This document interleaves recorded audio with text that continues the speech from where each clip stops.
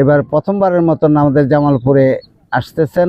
এটা আমাদের সমগ্র জনশক্তির মধ্যে একটা বিরাট উদ্দীপনার সৃষ্টি করেছে, বিরাট আশার সঞ্চার করেছে। এবং জামালপুরের জনগণের মধ্যে আমরা যা লক্ষ্য করছি তা হলো মিডিয়ার মাধ্যমে তিনি জামাতের আমির হিসেবে গোটা দেশেই অত্যন্ত পরিচিত একজন ব্যক্তিত্ব।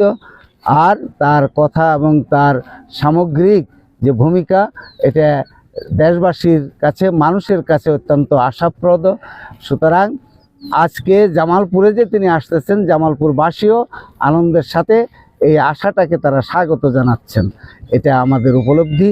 আমরা বিশ্বাস করি ইনশাআল্লাহ তিনি আসবেন যথাসময়ে, আমাদের জামালপুর এবং গোটা দেশবাসীর উদ্দেশ্যে তিনি বক্তব্য রাখবেন।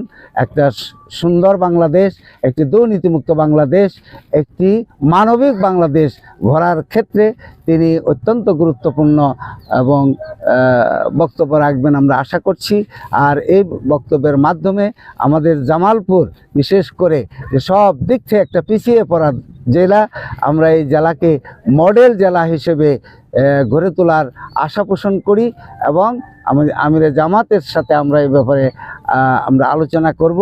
জামাতের এই জামালপুরের সমস্যাগুলো, জামালপুরের মানুষের যে দুর্ভোগের বিষয়গুলো আছে, জামালপুরের মানুষের যে অভাব এবং বিভিন্ন ক্ষেত্রে যে ধরনের সমস্যা আছে, সব সমস্যার ক্ষেত্রে তিনি যেন একটা ভূমিকা রাখেন, দিক নির্দেশনামূলক বক্তব্য রাখেন। এবং জামালপুরে বিশেষ করে শিক্ষা ব্যবস্থার যে অবস্থা, জামালপুরের যে যাতায়াত ব্যবস্থার যে দুরবস্থা, এই সব কিছু সমস্যাগুলো আমরা ওনার কাছে পেশ করব।